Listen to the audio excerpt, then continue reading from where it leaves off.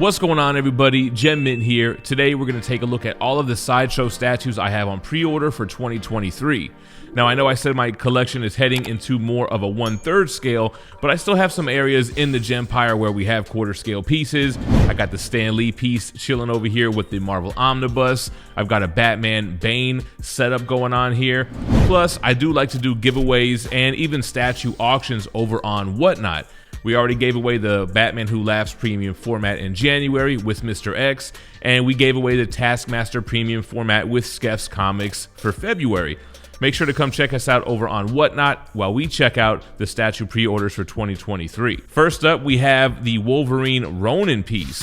This is a piece that I was able to see at San Diego Comic-Con, I believe, 2022, sculpted by Martin Canali. Just like his brown suit Wolverine, which had mixed reactions, it has a very exaggerated dynamic pose.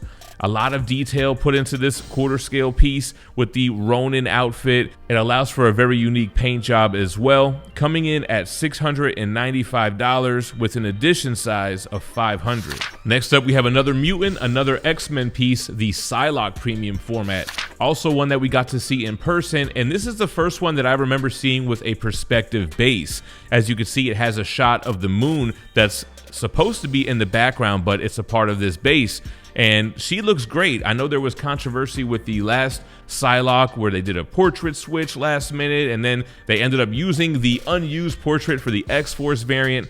I don't think they're going to have a problem with that for this piece. The portrait looks great. I like the pose as she's perched up on top of this building, still showing her mutant ability with the psionic blade. And I think that that Force perspective kind of grew on me, and you're going to see that a little bit later on this list as well. I like the shurikens that are into the base. You even have a smaller building in the background, so great job on this Psylocke. Can't wait to get it on the table to see it close up. Psylocke retails $625 with an edition size of 2,000. Now, this is in no particular order, but we have another X-Men piece. This is the Phoenix maquette, where you have Jean Grey turning into Phoenix in one statue. So essentially it's a diorama. It's one that I've just always been interested to get in hand. It's got a huge translucent resin Phoenix in the back, showing the flame of the piece. Even when it's paired next to their premium format Jean Grey, it's still hard to say whether it's quarter scale or 1/5 scale. We're gonna have to get it in person to see. This one retails $980 with a 1,000 edition size set. You know what's funny? We're on the 4th pre-order, and so far none of these had exclusive versions. Everything was just one version, and we have from sculptor Daniel Bell, the Joker. This was one that I made a dedicated video to, like another Joker, but man, this one is really sick. I love the whole hiding the hand behind his back, going to shake your hand, but it does have the wrong hand reached out to shake. It should be his right hand. I think they should have mirrored this piece, but I do like the sadistic look of the Joker. The paint applications look great. The wonky contortions of the body as he's hiding that crowbar looks awesome. This one retailing $640, edition size of 600. Pretty low for a Joker statue. Keeping it moving, we're onto some Spider-Man goodness. I recently did a exclusive video for this as well, for the Iron Spider. This one, like I said in that video, came out of nowhere. It looks great, ripped out of the comic book pages from Civil War, retailing $695. They haven't set the edition size yet, but it seems like it's going to be somewhere in that 1,000 or less based on what we've been looking at here.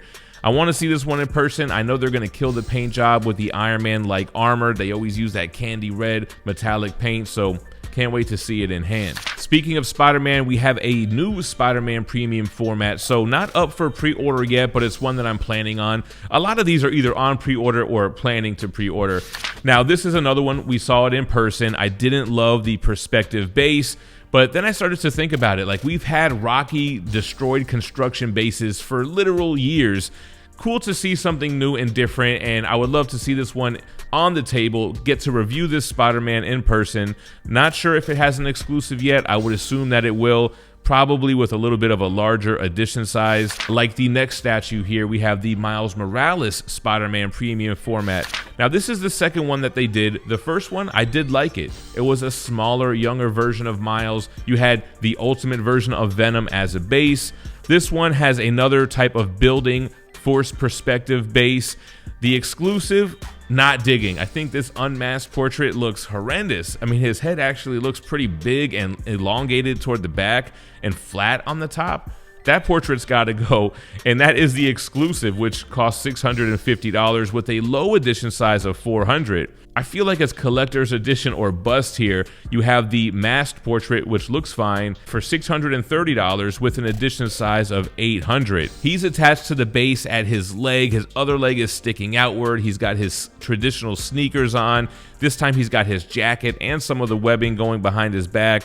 This one looks cool. I want to see what it looks like, especially paired with Spider-Man. And this is really a trio of premium formats with the Ghost Spider piece, Spider-Gwen. This one also has an exclusive and a collector's edition, the exclusive with the unmasked portrait, which looks good. She's looking at her cell phone, really showing the characteristics of Spider-Gwen.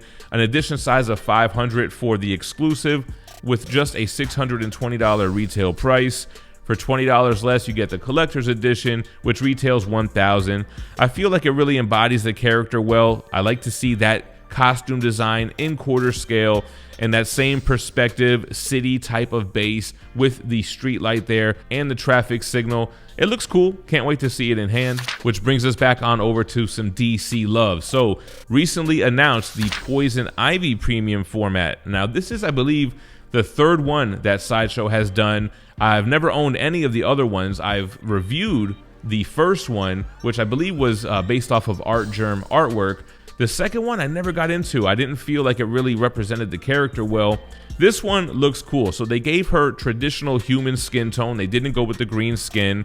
She has her plants that she's sitting on and very Little House of Horrors with the grin and the sharp teeth on this plant. This one has no exclusive, retails $695, and they have not set the edition size yet. But it looks great, nice and compact. I like the green tones, the leafy-like nature of her costume, and it even has the Gotham City Police Easter egg on the base. Portrait looks great and seductive.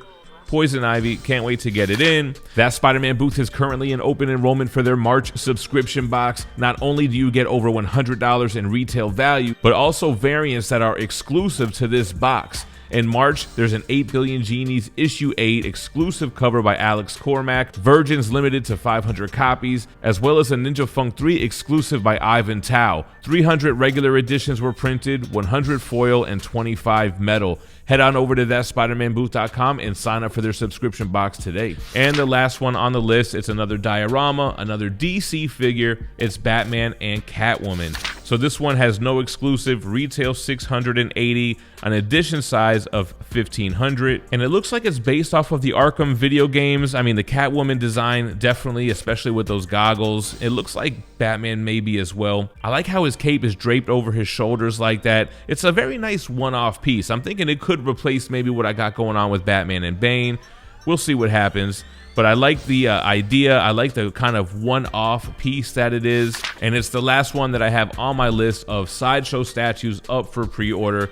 I may do another one of these with Prime 1 with XM Studios Legendary Beast. But these are my Sideshow pre-orders. Let me know what you guys have pre-ordered in the comments down below. Thanks for watching. Stay minty fresh. Peace.